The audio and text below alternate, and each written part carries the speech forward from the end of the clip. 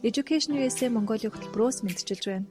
Бид энэхүү цуглал подкастаараа дамжуулан Америкийн нэгдсэн улсад дэлхийд тэргуулах боловсрол эзэмшээд их орондоо иргэн ирж мэргэжлэр салбартаа манлайлан ажиллаж буй Монгол залуусын төвхийг хүргэж байхаар зорилоо. Та бүхэн бидний бэлтгэсэн ярилцлагуудыг 7 хоног бүрийн даваа гаргуудад хүлээн авч сонсоорой. Сайн байцгаана уу сонсогчдоо, та бүхэндээ энэ өдрийн мэндийг хүргэе. Education USA Mongolia болон Америк төгсөгчдийн холбооноос бэлтгэдэг Америкт суралцсан миний төх цуврал подкаст маань эхлэхэд бэлэн болоод байна. Тэгээд энэ удаагийнхаа цуврал подкаст зочноор University of Michigan-ы төгсөгч Тэргэл маань оролцож байна. За тэгээд Тэргэл маань сонсогчдоо өөрийгөө тавьж танилцуулах уу? Подкаст сонсож байгаа бүх хүмүүст энэ өдрийн мэндийг хүргэе. Намайг Тэргэл гэдэг. Би энэ жил Америкийн Michigan-ийн их сургуулийг статистикийн мэргэжил бас Аз хятад судлалын майнертай төгссөн. Тэгээд үргэлжлүүлээд энэ намар Хятадын Чихуагийн их сургуулийн UC Berkeley-тэй хамтарсан салбар дээр нь Data Science, тэр дундаа Big Data, Artificial Intelligence чиглэлээр мастраа гүнзгийрүүл сурах гэж байгаа. Маш сонирхолтой мэргэжил байна. Америкт явахаас өмнө хаан сурч исэн бэ? Америк явахаас өмнө болохоор 2016 он Шинэ Монгол сургуулийг төгссөн. Тэгэхээр Америкт сурахын тулд мэдээч маш олон сорилт бэрхшээлүүдийг давах шаардлагатай болдог. Өөрийн чинь хувьд одоо University of Michigan сургуульд суралцахын тулд ямар сорилтуудыг давж байсан бэ? Ер нь одоо Америкт сурах тэр процессын талаар сонсогчтойгоо хуваалцах уу? Ер нь бол миний бэлтгэл гэж бараг 3 жилийн процесс болсон. Тэгээд би 11-р ангиасаа SAT өгч эхэлсэн юм байна. Тэгээд ер нь бол яг ингээд нөгөө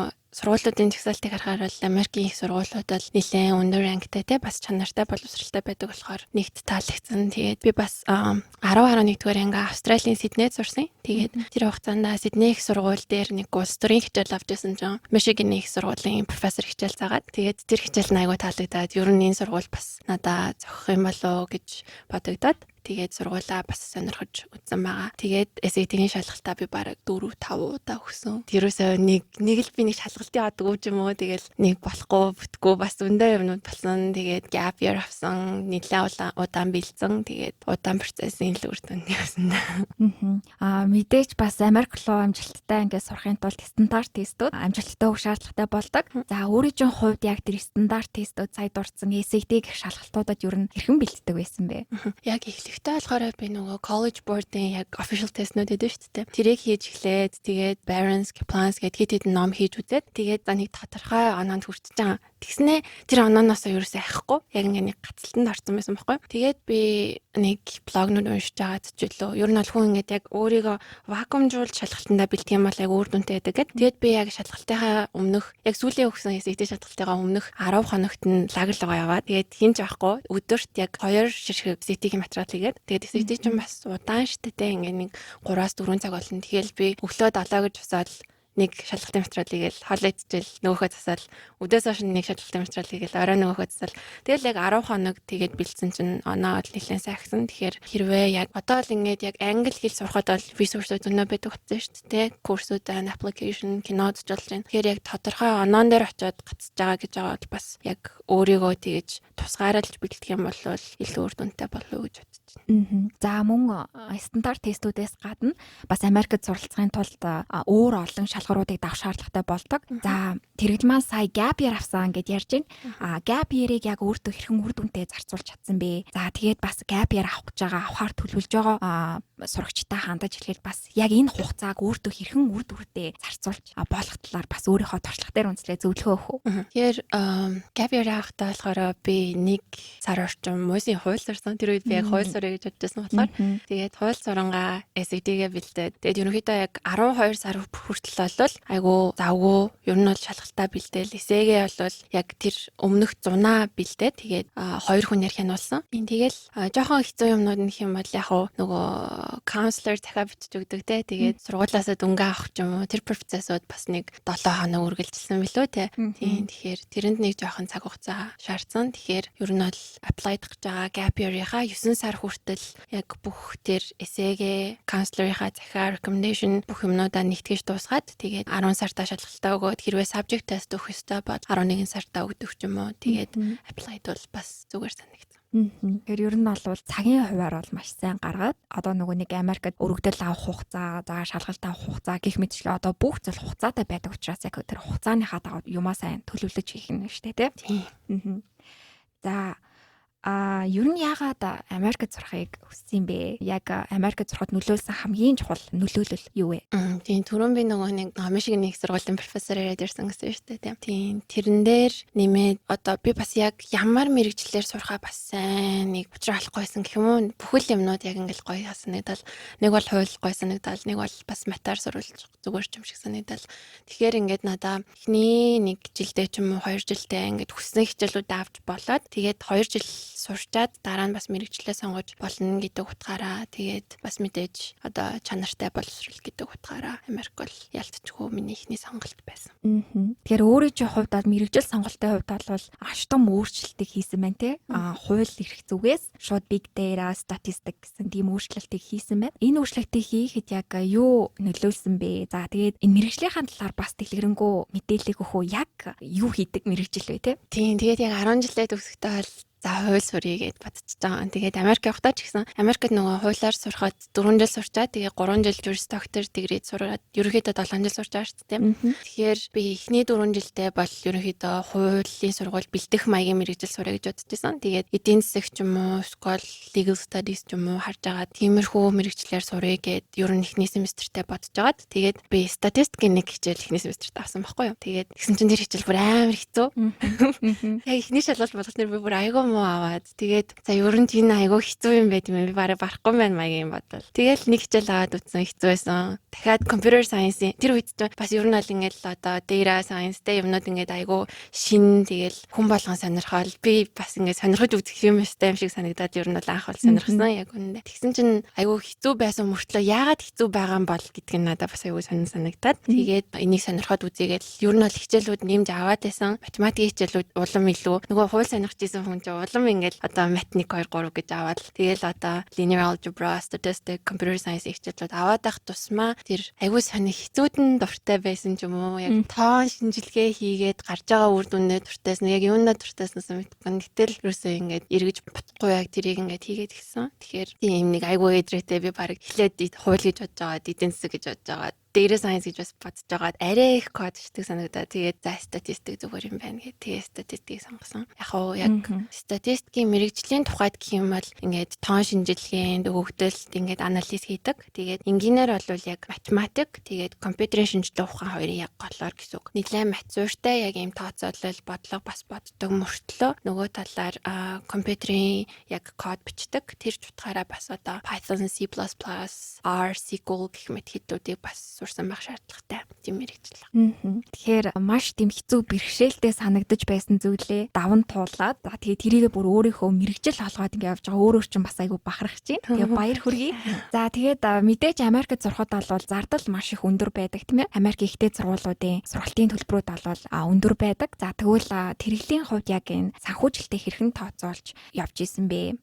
Би яг анх Америк гэж бодож байхдаа нөгөө төрийн сангийн топ 20 сургуулийн цэцгийн бол өгнө гэж зарлагдсан байсан шүү дээ. Тэрэнд яг бэлтээ гэж бодоод тэгээд Мишигэн тэр үед нэг 18 9 байсан ч үлээ. За ер нь бол ингээд тэнцвүүл орчих юм байна гэж бодсон. Тэгсэн чинь яг тэр жилээс тэтгэлэг зогсоод. Тэгээд би эхний 2 жил ээж аваас авсан. Тэгээд 3 дахь жилд маань харин дахиж 1 жил зарлагдаад тэгтэн тэтгэлэг авсан баг. Тэгэхээр тэр тэтгэлгийг төрийн сангийн төрийн сангийн. Тэгэхээр төрийн сангийн тэтгэлэгт хамрагдахын тулд яг ямар хуу шалгуурууд өөрчлөлт тавигдчихсэн бэ? Ер нь хэцүү санагдчихсэн үү? Бас энэ хүү тэтгэлгийг сонирхож байгаа бас сурагчид байгаа юм бол мэдээлэл өгөх үү? Эхний шатндаа болохоор яг сургуультай апплайдж байгаатай ерөнхийдөө төстэй шаардлагууд тавигдчихсэн. Тэгээ би бас нөгөө 3 дугаар курсээс авсан болохоор мэрэгжил сонголт маань тэгээ дүн, тэгээ багшийн тодорхойлолт, сургуулийн тодорхойлолт, тэгээд яагаад энэ сургуулийг сонгосон бэ гэдэг хэсэ. Тэгээд ерөнхийдөө энэ мэрэгжил маань бас Монгол улсад ямар хэрэгтэй вэ? Ирээдүйд юу хийж бүтээх вэ гэсэн тухай эсэ. Тэгээд 2 дугаар шатндаа ярилцлага авсан. За Америкт мэдээж 4 жилийг өнгөрүүлсэн гэж сонссон. 4 жилийн хугацаанд бол маш олон гоё турсамжуудыг бүтээж чадсан баг гэж бодож байна. Тэгээд Америкт суралцсан гоё одоо сэтгэлдчүүлсэн турсамжуудаасаа бидэнтэй хаваалцвал. Тийм яг 4 жилд бол бас нэлээд турсамж бүтээсэн юм байна. Тэгээд яг нэгнээс нь дурдах юм бол манай Мишигэн нэг сургууль дээр Монголын соёлын байгууллага гэж байдаг. Тэгээд бид нар сургууль дээрээ бас кампусаас гадна гээд одоо Монгол соёл таниулах тийм үйл ажиллагаанууд хийдэг. Тэгээд тэр дундаа Мишиганы одоо Detroit гээд одоо хамгийн том хотуудын нэг тийм Detroit-ийн Art Institute байдаг. Тэрэнд бид нар ингээд морин хуур тоглоод Монгол бүжиглээд тэгээд нэг тийм Монголоос орчлон үйл ажиллагаанууд хийх. Тэгээд бас кампус дээр тийм Монгол соёлын өдрөлөг зохион байгуулах ч юм уу. Яг тэр үед бол бас нэг тийм дотор нэг гоё татан ч юм уу тийм гоё байдаг гэсэн. Ер нь Америкт байж байгаа хугацаанд их орноо гэр бүлээ ер нь хэр сандаг байсан бэ? Тэгээ бас мэдээч найз нөхдийн хүрээлэл бий болгоно гэдэг бол маш чухал тий. Тэгээ бас ер нь бол ингээд Америкт очиод шин соёл дуусаад шин одоо хүмүүстэй танилцаад ингээд явж байхад хажуугаар нь бас ер нь найз нөхдийнхөө хүрээллийг яаж бий болгодог байсан бэ? Энэ талаараа хуваалцвал. Ер нь бол эхний нэг жилээ бол гэрээ аягүй их сандаг байсан. Тэгээд манай дүү бас яг ингээд бага ингээд орж исэн жоохон байсан болохоор дүүгээ санан дүү маань намайг санан тэгээд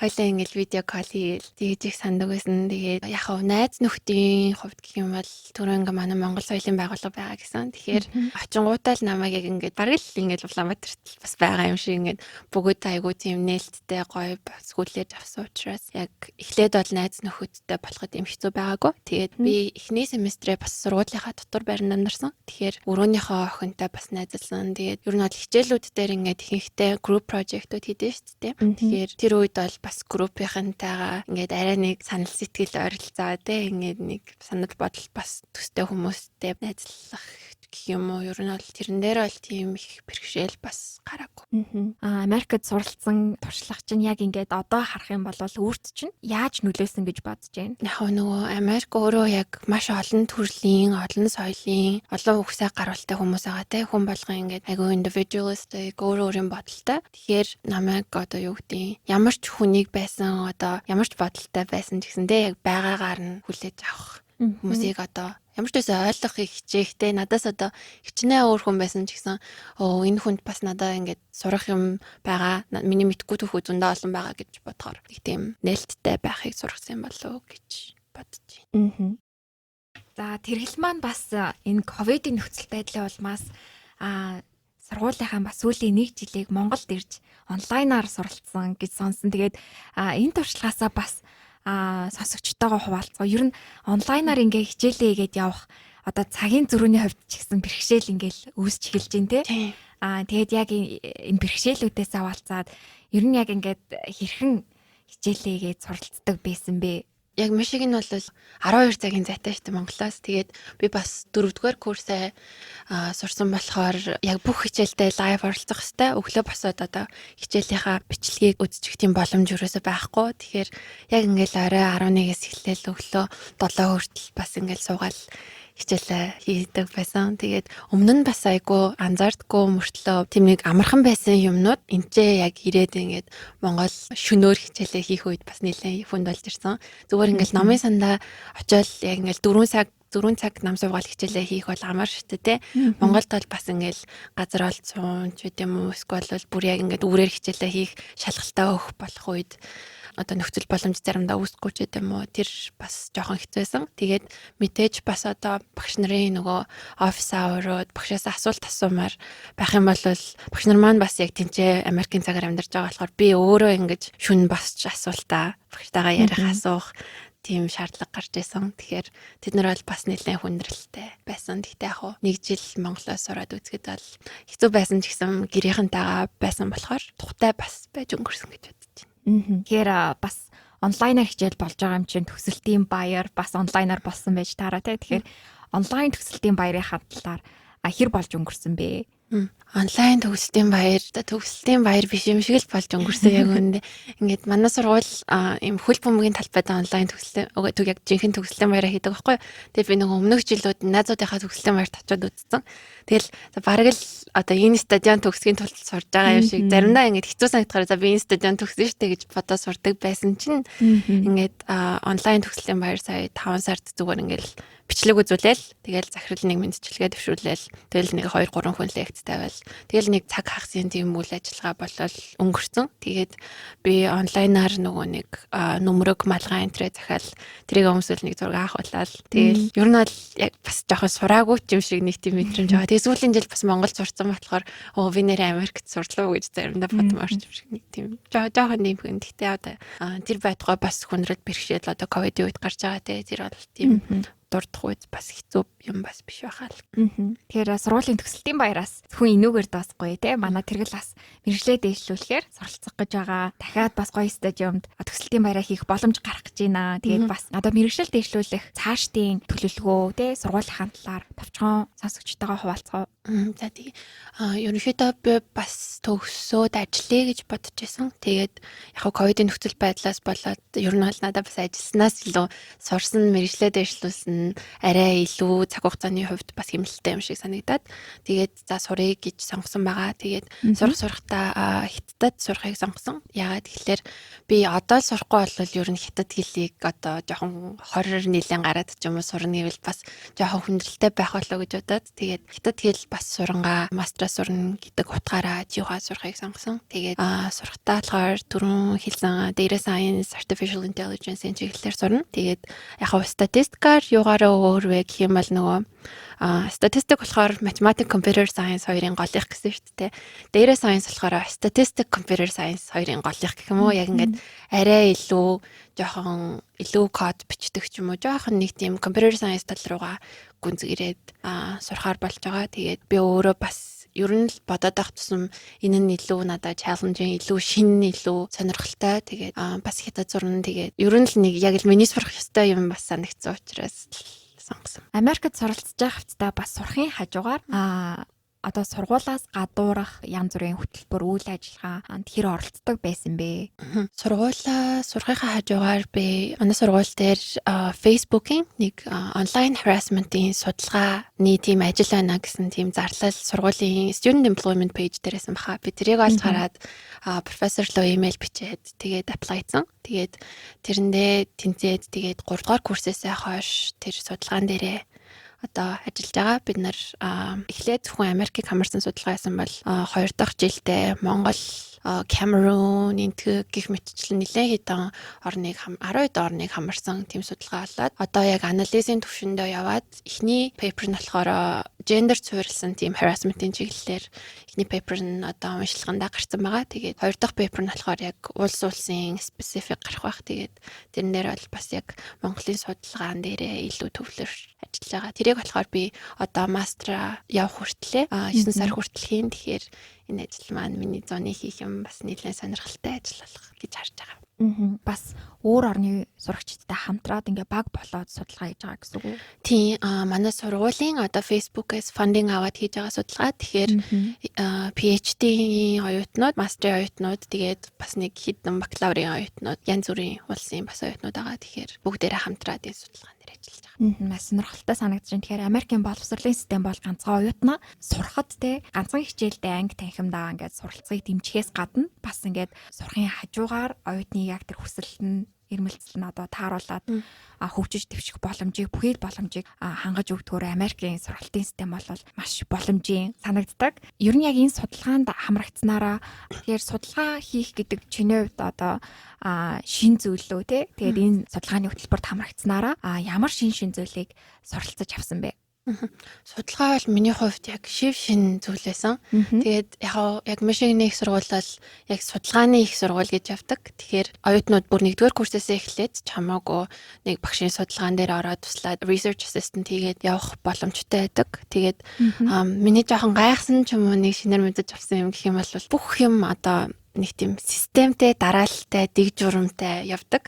Ингээл би бол ингээл бодохдоо ингээл гэлс ингээл хийгээл те тэрийг ингээл нэг тийм амархан хийжиж болмоор байгаа юмыг ингээд айгуу тийм дараалал системийн дагуу заавал хийхийг одоо шаарддаг байсан бас их сонирхолтой санагдсан. Одоо жишээ нь бид нар Монголд бас одоо судалгаа авсан байхгүй юу? Тэгэнгүүт багш ингээд за энэ асуултууд чи яг Монгол таарах уу те? Монголд одоо хүнийг одоо улс төрийн хувьд жишээ нь зүүнний үзэлтэй, барууны үзэлтэй гэд асуучих юм бол тэр одоо хүнийг оффенд хийх үү ч юм уу те? Тэр болгоныг ингэж нягтлах, тэгээд монголоор орчуулчаа тэрийгэ буцаад би ингээд яг орчуулж байгаа. Гэхдээ бас орчуулгын компаниар англи монгол англи орчуулга аль алийг хийлэгжиж за энэ яг сүүлийн бидний авах одоо судалгаа муу юм а гэж одоо гаргаж ирдэг ч юм уу те бүх юм нэг тийм нарийн дэг дараалалтай ажилтг нь бас надаа нэлээд юм сургасан бодлоо гэж бодож байна.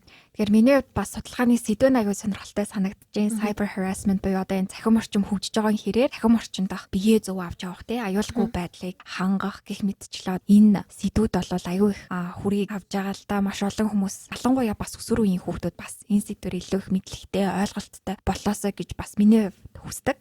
Хэрвээ судалгаагаа хийж дуусаад үр дүн тайлна тий гарвал бас энийг Монголынхон одоо залуучууд бид нэр танилцуулах уу энэ талаар. Тийм мэдээж үр дүн нь одоо гарсны дараа Facebook fund хийж байгаа болохоор тэд нэр өөрсдөө одоо ямар үр дүн байна тэднийг аавна. Тэгээд бидний paper бол уншихад бүр хэвлэгдээ гарсныхаа дараа л уншихад бэлэн интернет дээр байж гин. Тэгээд хэрвээ тэр судалгааны үр дүн үнэхээр Facebook-т хэрэгтэй гараад таарах юм бол Facebook, Instagram энэ төр өөрсдийнхөө одоо тэр settings policy энтрийг өөрчлөөд ингээд жишээ нь одоо нэг хүн лөө одоо ингээд harassment message илгээлээ гэж бодсон шүү дээ. Тэгэхэд ч одоо ингээд репортлдог те эсвэл хурамч аккаунт нээлээ гэж бодоход тэрийг бас репортлдог ч юм уу. Тийм одоо 24/7 ажилтдаг шинэ цанх үүсгэгчүүд юм уу те. Хүнний одоо репортлсан асуудлыг тийм хурднаар шийдэх ямар арга байна. Тэгээд хамгийн үр дүнтэйгээр эвтэхнэр тэр хүнийг одоо хохирлгүй болох ямар арга зам байна гэдэг л одоо тэр шийдлийг хайж байгаа судалгаа гэсэн үг. Тэгэхээр одоо тэр хохирсон хүн тэр хохирлынхаа төлбөр тэр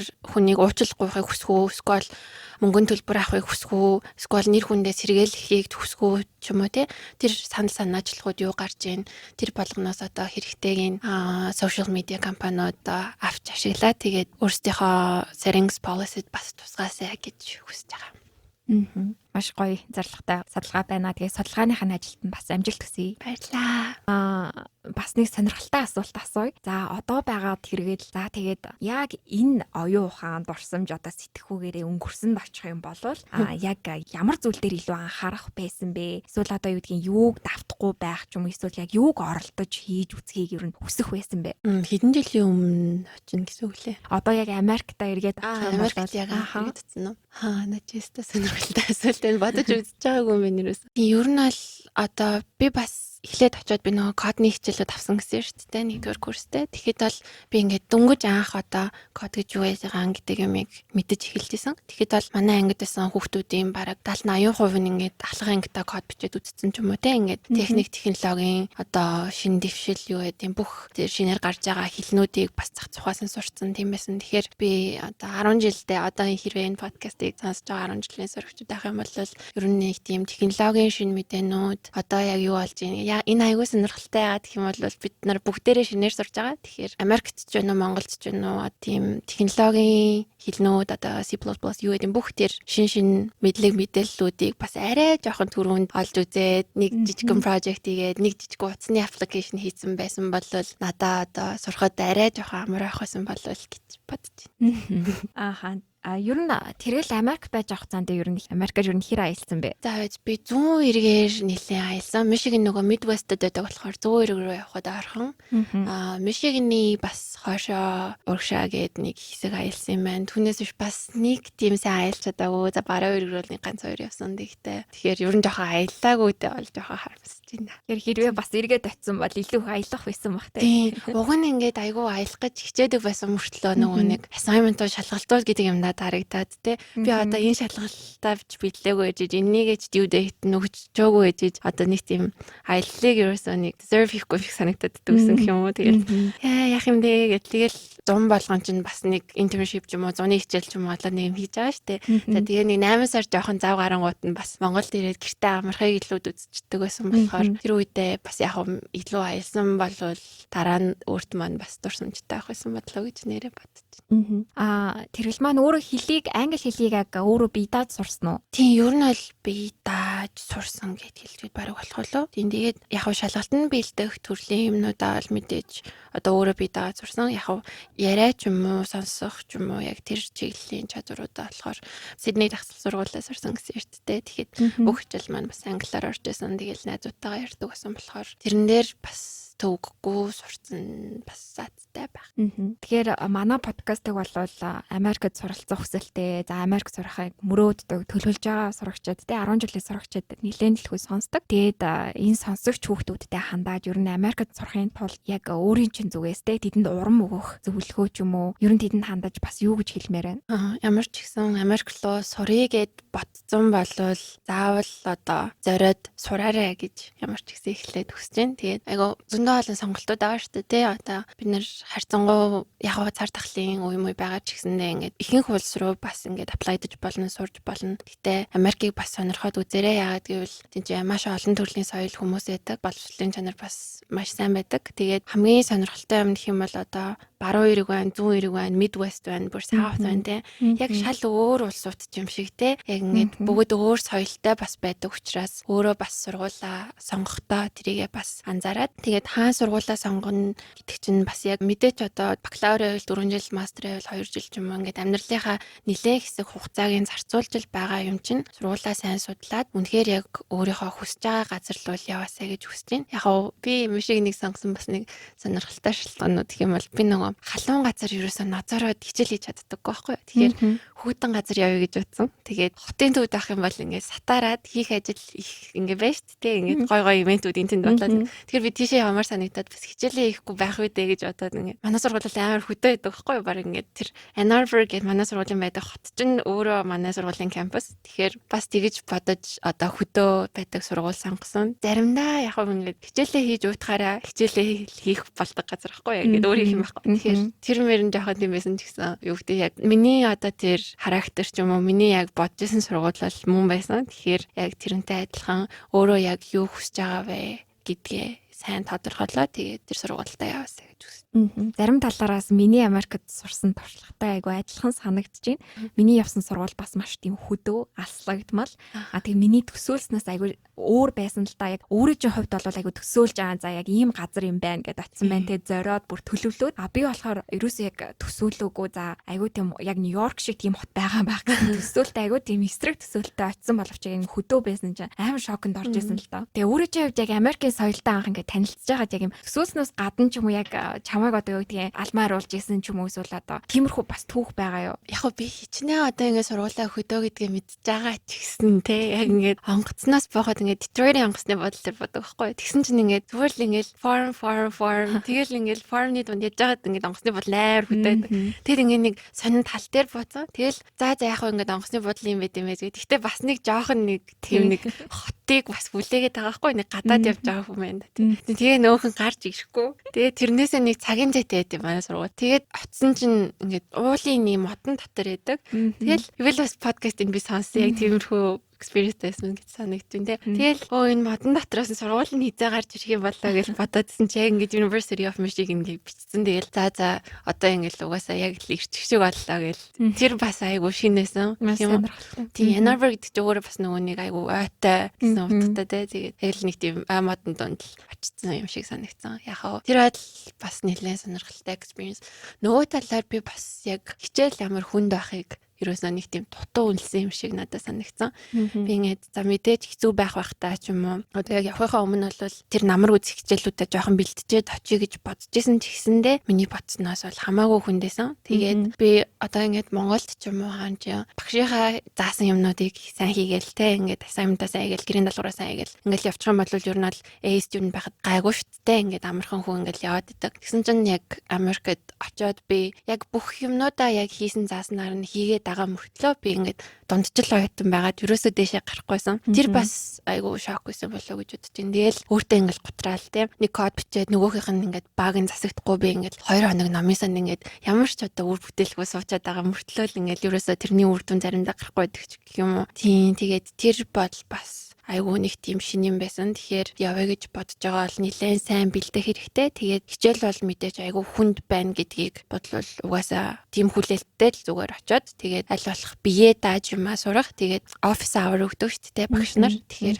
тэр office hour болгон дээрээ очиод ойлгоогүйгээ эсвэл бол тэр сэдвийн хүрээнд тэмээр байгаа юмнуудаа илүү дэлгэрүүлж ярилцах бас хэрэгтэй. Тэгжээж юу нь бол арай гайгүй сурт юм байна гэж ойлгосон. Тэгээд би эхний 2 жилдээ бол тэрийг бас сайн мэдгүй тэгэл нэг дундаж оюутан байж байгаа. Сүүлийн 2 жилдээ бас нэлээд хичээд сурах гэж мэрийсэн. Маш үнцэнтэй, сургамжтай гой зөвлөгөөг өглөө. Өөрийнхөө туршлага дээр үндэслээд баярлалаа. За тэгээд подкастынхаа бас сүүлчийн асуултыг асууя гэж бодож байна. Нэг бол бид нэр бүх зочдоос асуудаг манай брэнд асуулт байгаа л да.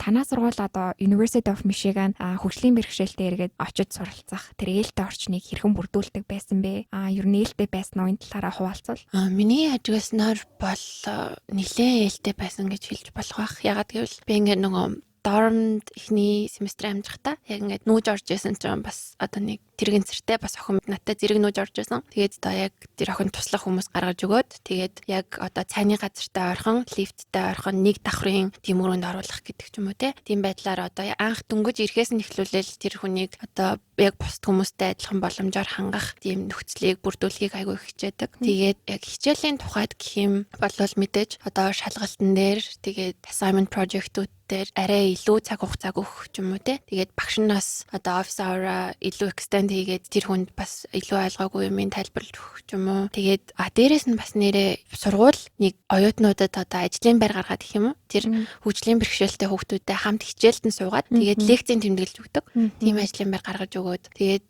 одоо лекцээ хэрвээ тэмдэглэхдээ жоохон бэрхшээл тулгардаг тийм хүн байх юм бол хамт зүгээр ингээд оюутанд одоо тэмдрээ өгөөд нөгөөх нь тэмдэглэж аваад тэгээд хичээл дуусгаад тэр нөгөөдөө аваад тэгээд хичээлээ хийдэг ч юм уу тийм. Өөр талаар гэх юм бол мэдээж одоо 7 хоног болгон тийм сургалт семинарууд ч юм уу эсвэл бол сэтгэл санааг дэмжих одоо тийм counseling ч юм уу тийм. Тэр бол үргэлж ингээд appointment аваад сурахад бол нээлттэй. Тэгээд яг хөгжлийн бэрхшээлтэй хүмүүс зориулсан дэмжих офис бас нөгөө нэг student centered байдаг. Тэгэхээр тэрний хаалга бас үргэлж нээлттэй байдаг байсан. Тэгэхээр ер нь бол хөгжлийн бэрхшээлтэй хүүхдүүдэд бас их ээлтэй сургууль гэж би бодчих. За ингээд Education USA Mongolia-гаас бэлтгэдэг Америкт суралцсан миний түүх цовруул подкастт урилгыг минь хүлээж авч оролцсон тэргэлдээ маш их баярлалаа. Маш сонирхолтой, дурсамжтай, сургамжтай түүхүүдээсээ хуваалцлаа. Ингээд өөрийн чинь бас цаашдын ажил, амьдралд амжилт хүсье. Тэгээ баярлалаа. Баярлалаа. Ивэлтэй урьсан баярлалаа. Америкийн нэгдсэн улсын засгийн газраас санхүүжүүлдэг Education USA Mongolia хөтөлбөрийн хэрэгжүүлэгчээр Монгол дахь Америк төгсөгчдийн холбоо ажиллаж байна. Та Америкт ихтэй сургалт хэрхэн суралцах тухай цогц үнэн зөв мэдээллийг үн төлбөргүй авахыг хүсвэл Education USA Mongolia хөтөлбөрийн боловсролын зөвлөгөөдөд хандаарай. Бидэнтэй холбогдохыг хүсвэл www.masa.org-ийн цахим хуудасаар хандж болохоос гадна Facebook, Twitter, Instagram дээр Education USA Mongolia дагаарай. Ирэх даваа гарагт иргэн уулзлаа. Түр баяртай.